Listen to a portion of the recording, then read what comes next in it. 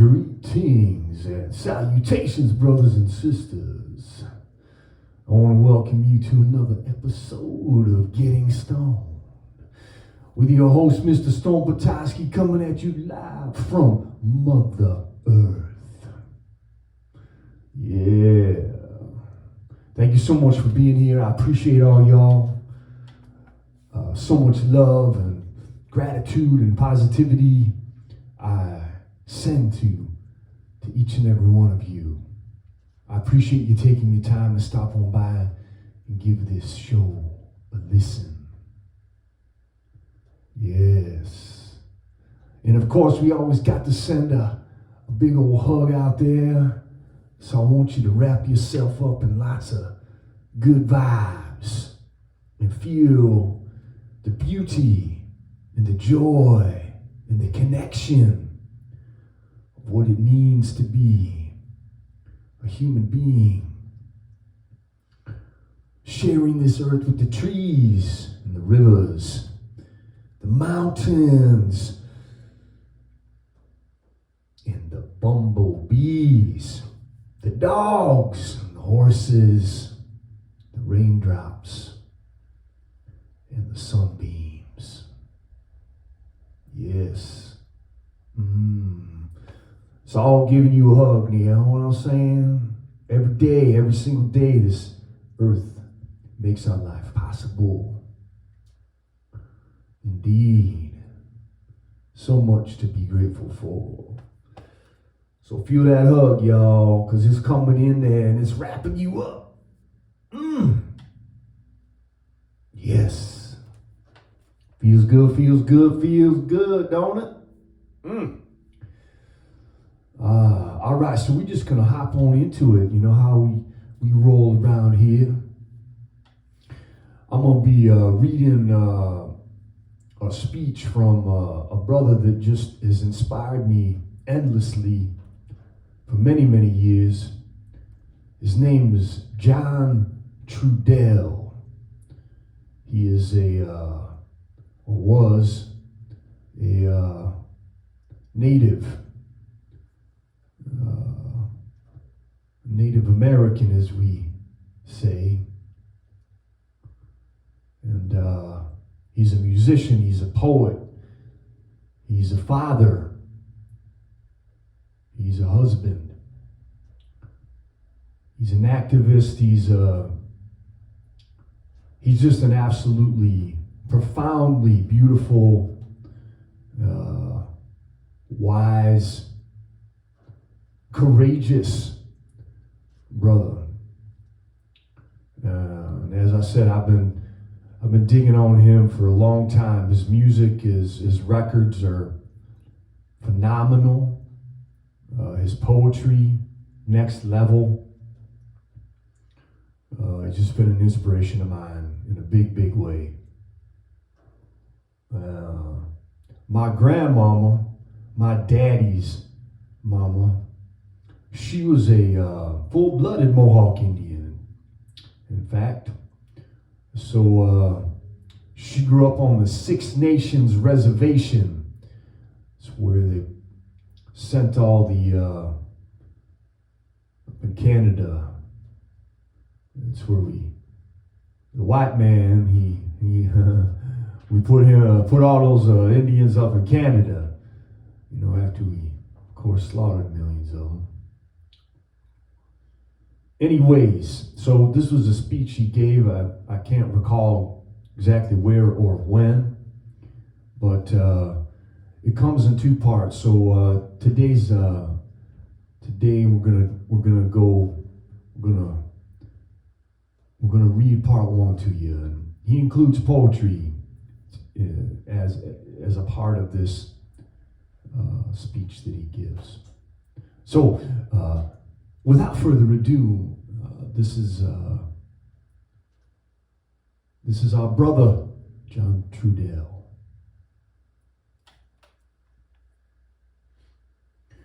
Well, I'll try to be coherent, and I don't know exactly where we're going, but wherever it is will be okay.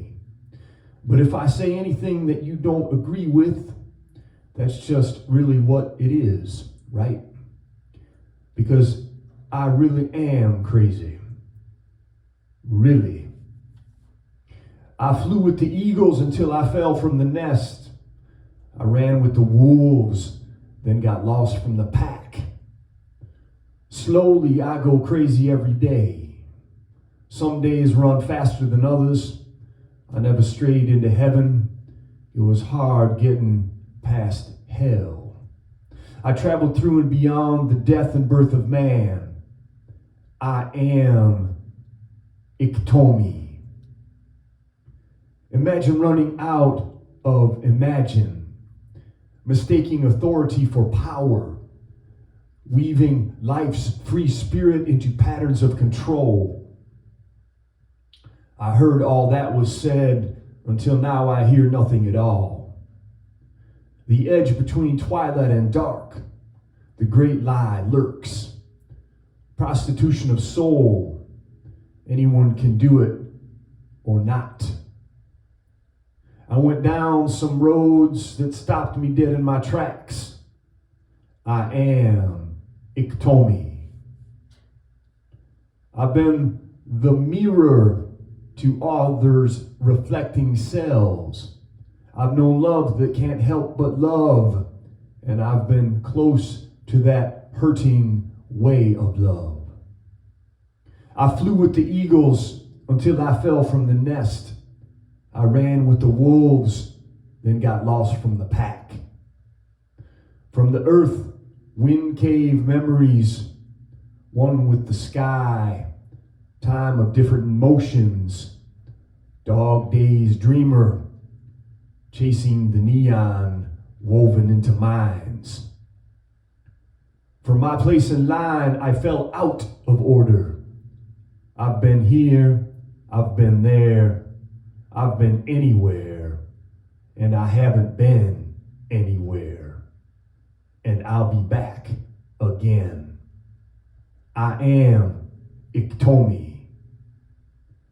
Imagine running out of imagine, making authority for power, weaving life's free spirit into patterns of control.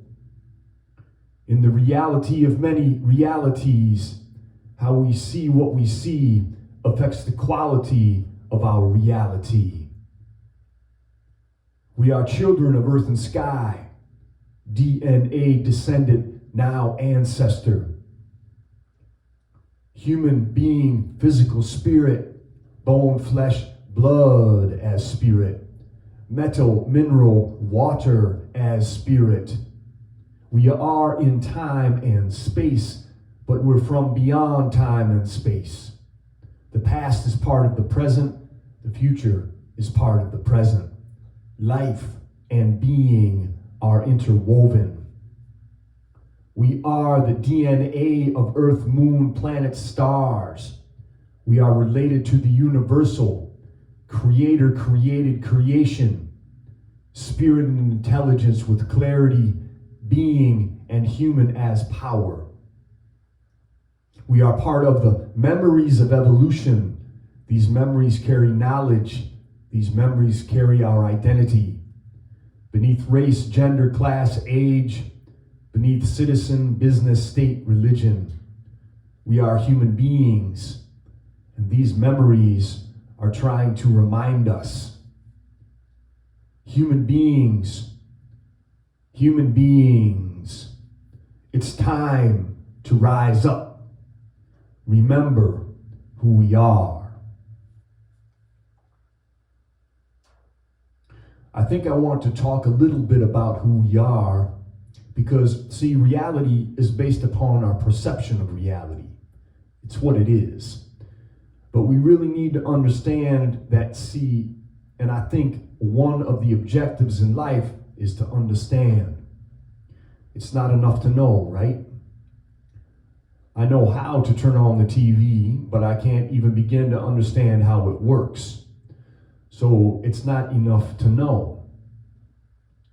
I think one of the purposes that life teaches us is the further we make it into life, the more coherency we have left, and we will understand.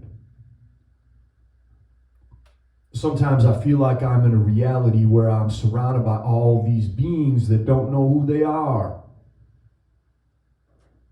They don't know who they are. And because they don't know who they are, they don't know where they are. They don't understand the language they speak.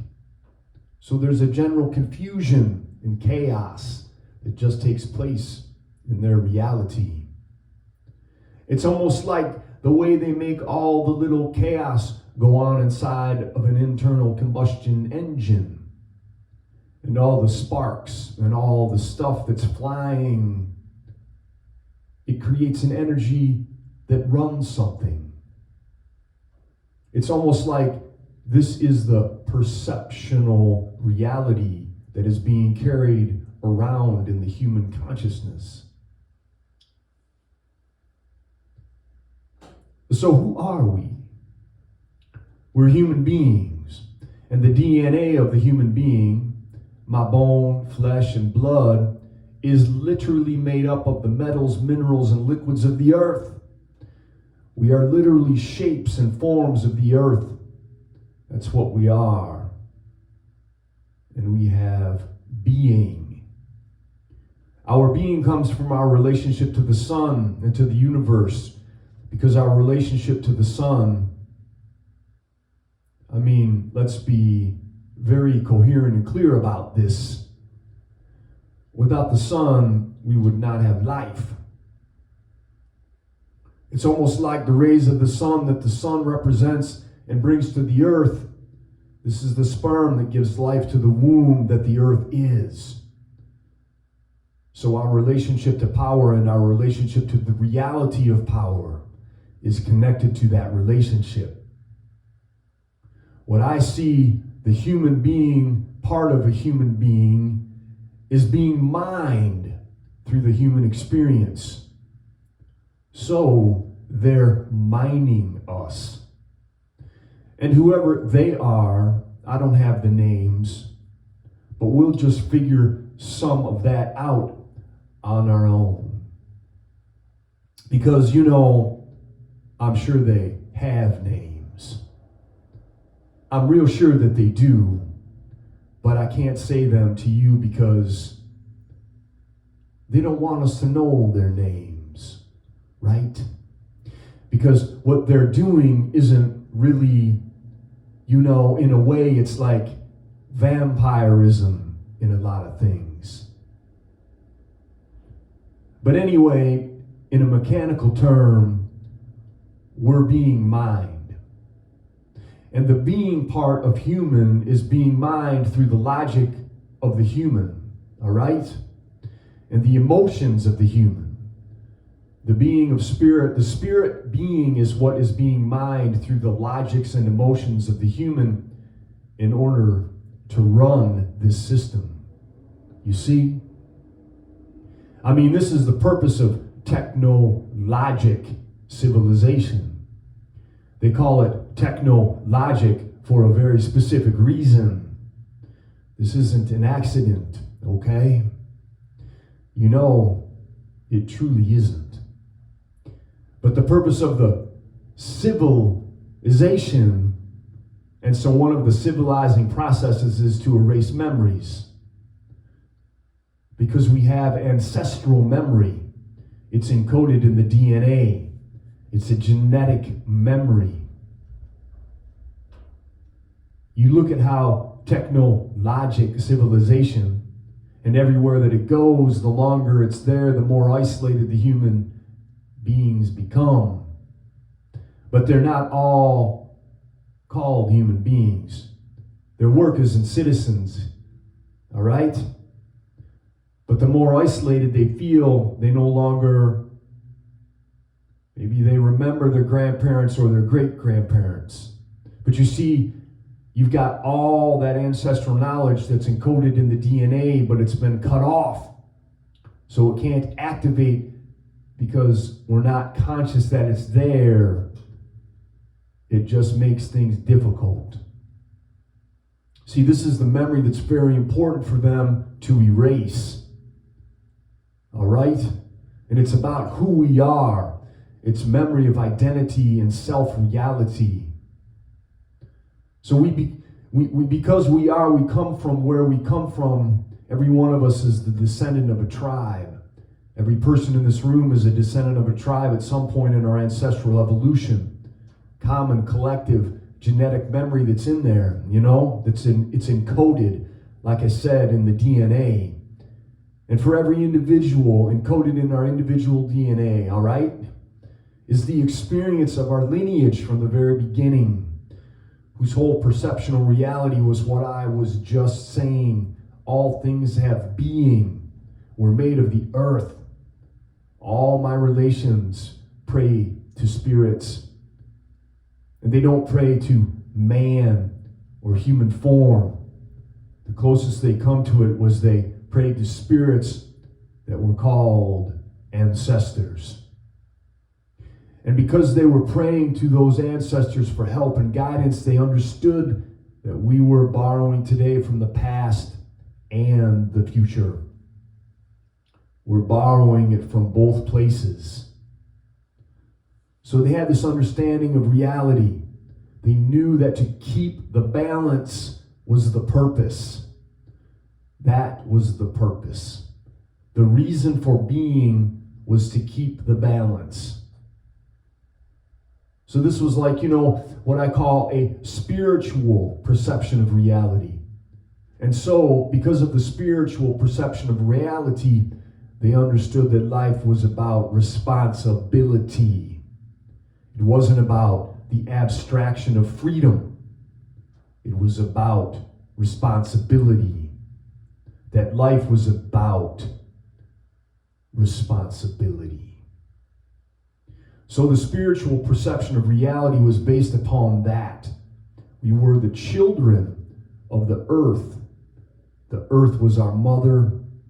The sky, the sun and the sky, those were our fathers. All right? But this was, and our reality worked for us.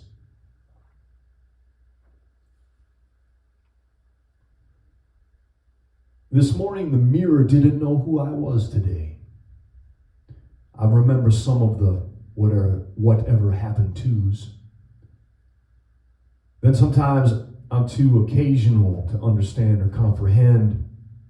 What I believed was because I was delusional. There is no other explanation. Clinging to the program, obviously, is the obvious lie. The past is more than a memory. Experiencing the future before the fantasy was the dream. Fantasy is the leftovers, a toxic waste from mining the dream. It's a perceptional thing, this technologic mental state. Is this reality or more desperate lies? Manufacturing perceptions, packaging free thinking into reactive thought. Sometimes when it rains, it's not that simple. When the sky has reasons to cry. This evening, the mirror saw that I looked kind of familiar tonight.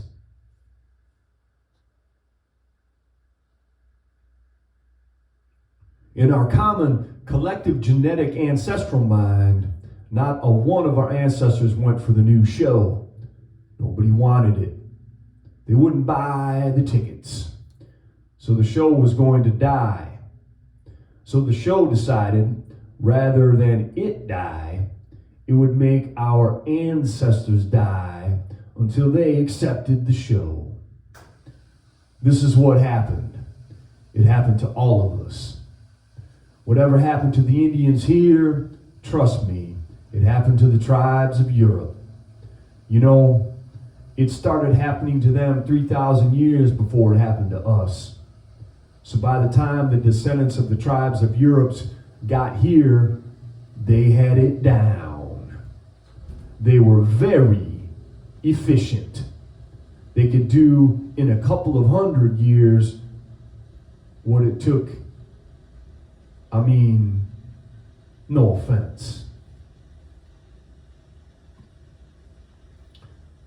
Moths and other sacred wings, butterflies and bees whisper, and breath of the wind, blessing way things. Dreams are the mind streams, thought pictures of the spirit. There are dreams of the day, there are dreams of the night. Thinking and dreaming are related. Dreams of the day we make our own. Dreams of the night, part of eternal stone. There are dream takers, taking from dream worlds, taking dreams as a way of stealing thoughts, turning minds inside out. Dream slavers want to change our connection to ourselves, mess with our dreams, make us unsure, unclear about right and wrong, feed our dreams and instincts to industrial profit machine. Difference between dream and fantasy, reality and illusion, center and no center. Dreams of the day keep our spirit alive, our creative mind, who we really are. With dreams we can create and heal, follow our original purpose. Dreams are protection, good medicine, blessed way things. Sun and moon continue. We are all on one journey. So in our collective genetic ancestral memory, we had the experience of encountering the technologic perceptional reality, because somewhere in this thing unfolded and refined itself as it was spreading over the planet. A religious perceptional reality was used to replace a spiritual perceptional reality. All right? Because with a spiritual sense of reality, you're connected to everything, man. You know you're connected.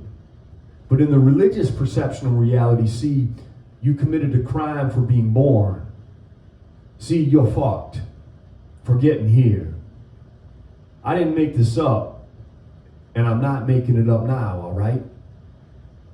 And so anyway, in order to be justified being here, to get to stay, you had to submit to the male dominator chain of command, the authoritarian system. See, in this new religious reality, it said that, now there's one God. The gods battle it out amongst themselves, see. See, I can't envision, to me, I've never been able to envision gods or goddesses. I can't imagine the creator in a human form. I mean, no. I can't. And I think our road, our path to trouble started when we started to do it that way. All right, looking at the earth as the mother, and these things, call it a goddess, whatever, and this and that. See, but I don't go with God because I know that's a limited perceptional reality, see. They forced it on us.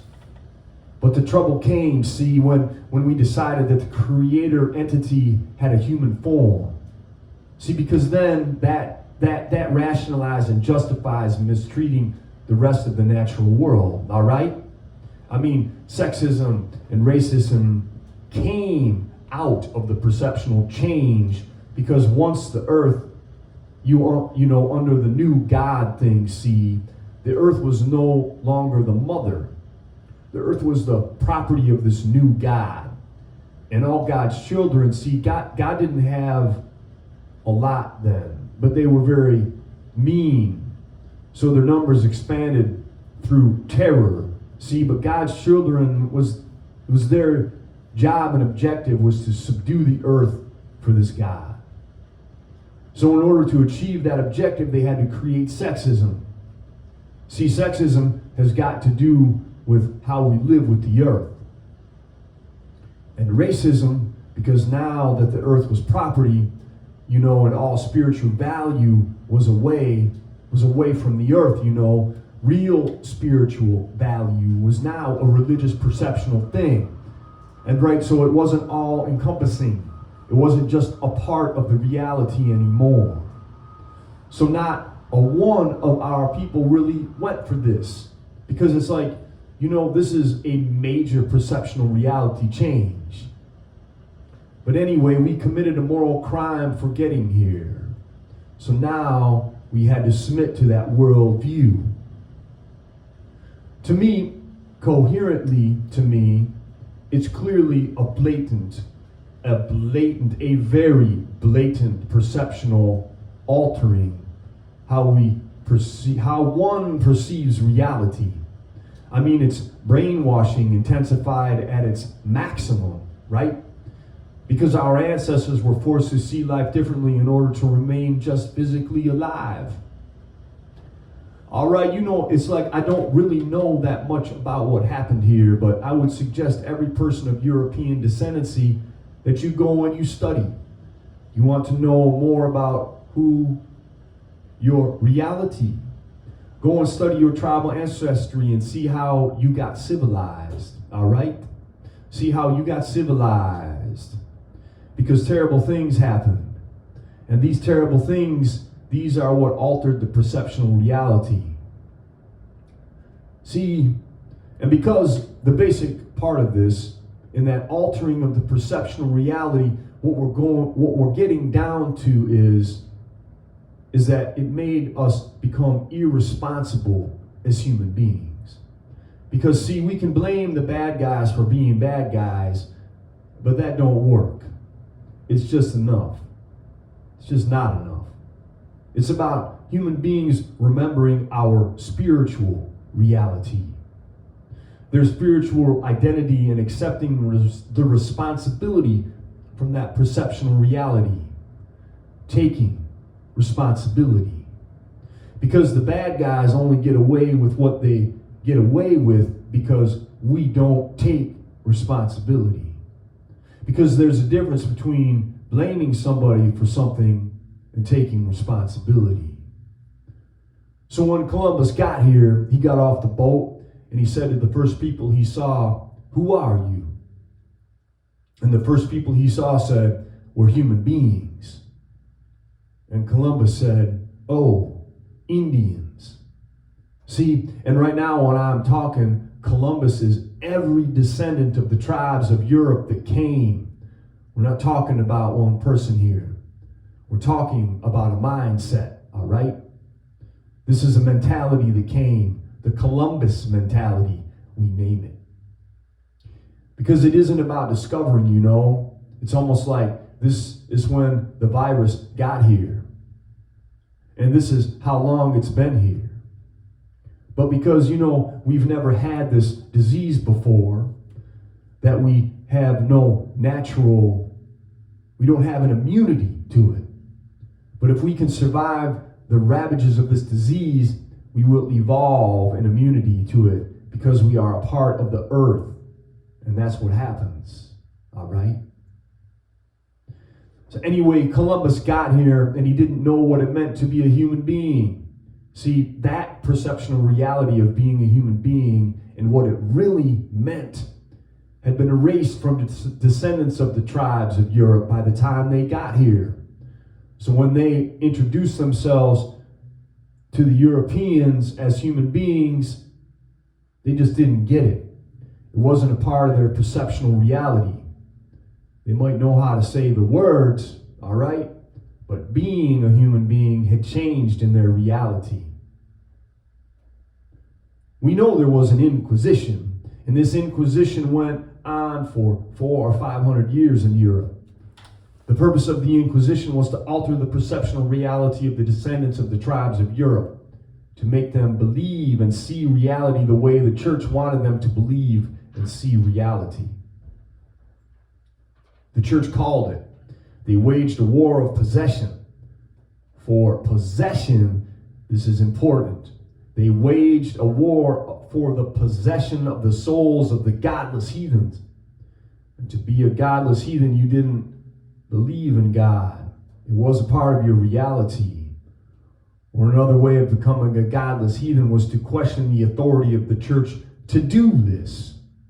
See, now again, I'm not making this up. This did transpire. These things did happen. And they killed as many people as they could. I guarantee it. In order to get the other ones to submit. So they killed as efficiently as they could with the technology they had at their disposal at the time, all right? And because they created a rationalization as to why to do it, so it just became as efficient as they could. And at some point, the descendants of the tribes of Europe no longer knew what it meant to be a human being. They just didn't know. They didn't want to know. So the descendants of the tribes of Europe, in the end, had to love what they feared, which was there to possess them. See, and I think it messed up love in a lot of ways, that they haven't unsorted yet. No offense. But anyway, all of this took place through our intelligence. Our intelligence. Now, whoever it is we pray to, right? Whoever it is we pray to, however we pray, whatever, however we do that, all right? I think that we have an obligation and a responsibility, and it's about respect. If we respect our Creator, then we should use our intelligence as intelligently as we can, as often as we can. And that means with clarity and coherence.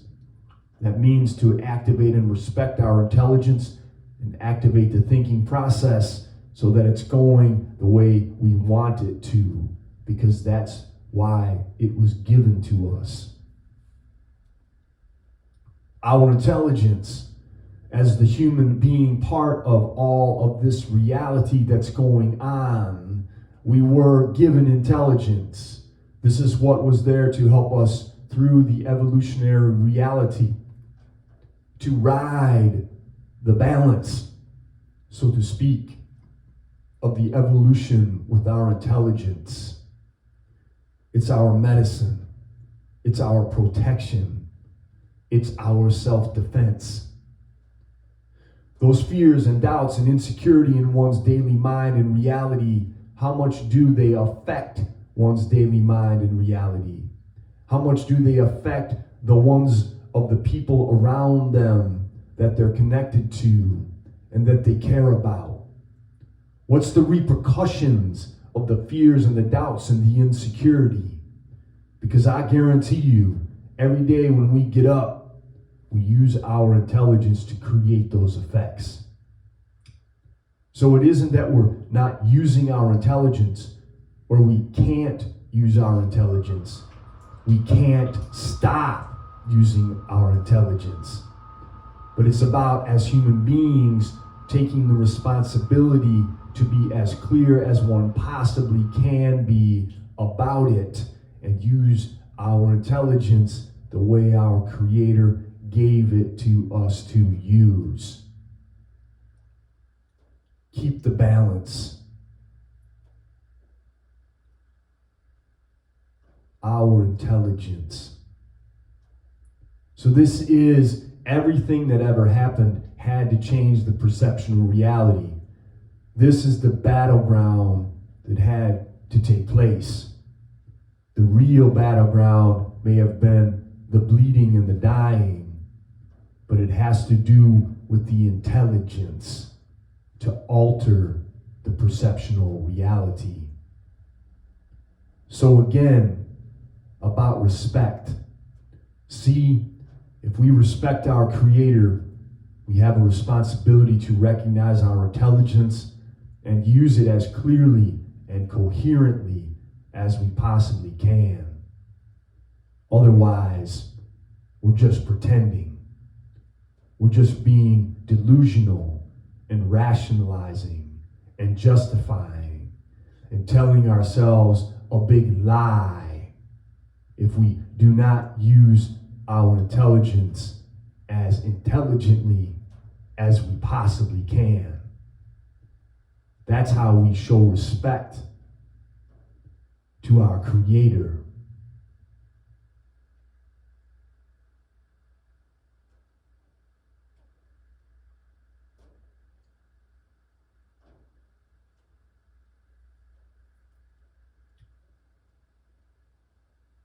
Mr. John Trudell.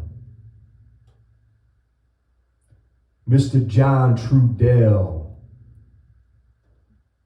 Thank you, my brother. Thank you, my brother. Every time I read anything this man wrote, or I listen to any of his songs or his poems, it touches me in ways that there is something ancestral about it. There's something deep in the heart of what it means to be a human being and what it means to love and respect our Creator and to take responsibility for keeping the balance. We live in some very, very technologic and fucked up times. And there's forces at work that are dark and evil. And many of us just seem to be drifting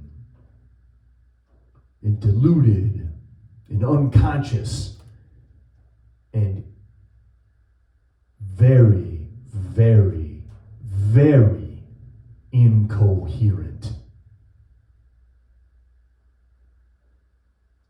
And that breaks my heart.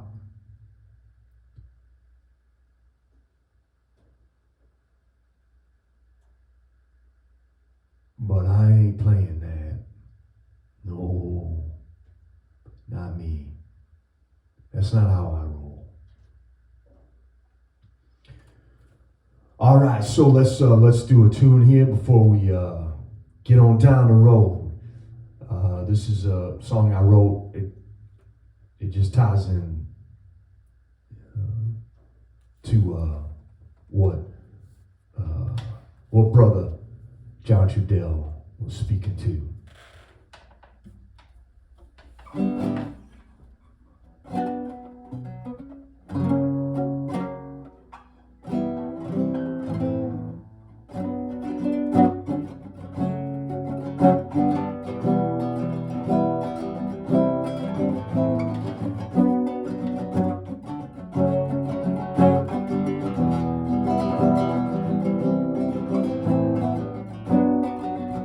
Columbus sailed the ocean blue, discovered America for me and you. At least that's what they taught us in school. Oh. And one day you realize you've been played like a fool. There was already people living here. White man took the land, brought lots of fear.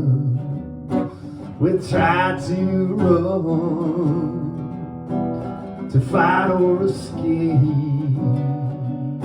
We just brought more guns, disease and hate. We are all immigrants. We are all immigrants. We are all immigrants. We are all immigrants.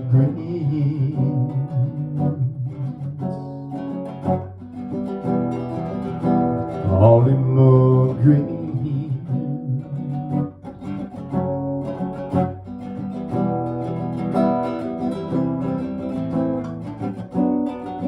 Living in an African homeland till we came along, made ours a man. they were stolen, put in locks and chains, used like animals in our hate games. Lincoln took his pen and set them free, but that did not cleanse our bigotry.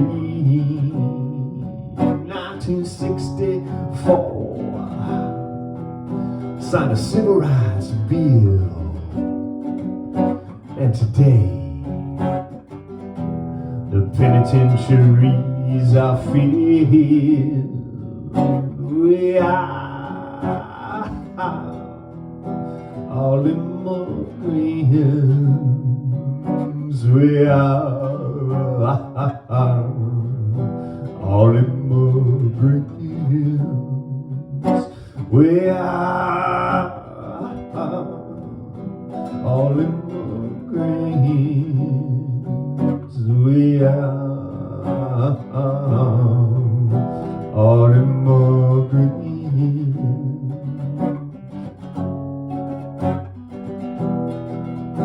All immigrants.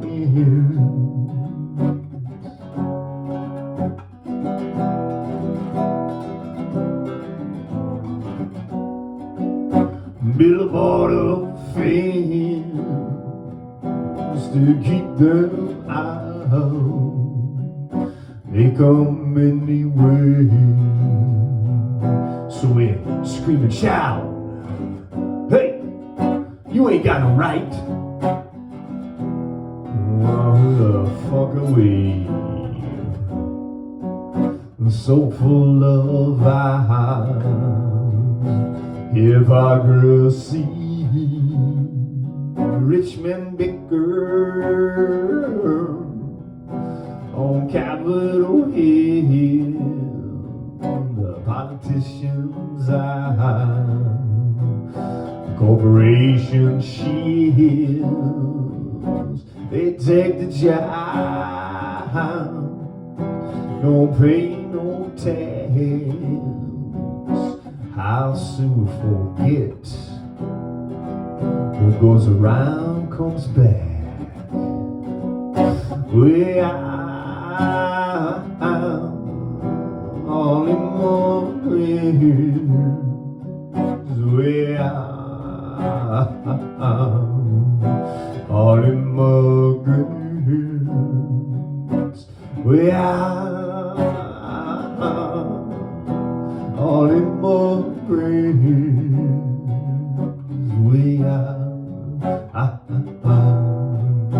all immigrants.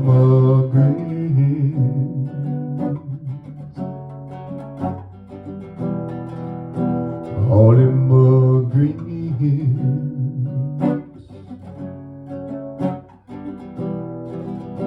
All immigrants.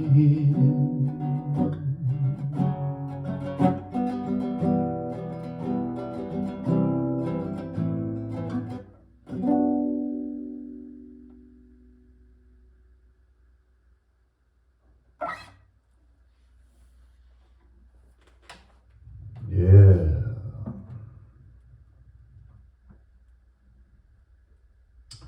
Thank you again so much. Thank you so much from the bottom of my heart for taking your time to listen to the show. I send you lots of love, appreciation, gratitude, more love, another big hug. Yes. Thank you, brother John Trudell. That man is, oof. Precious gift, brother. All right, all y'all. Until next time, this is Stone Petoskey saying peace.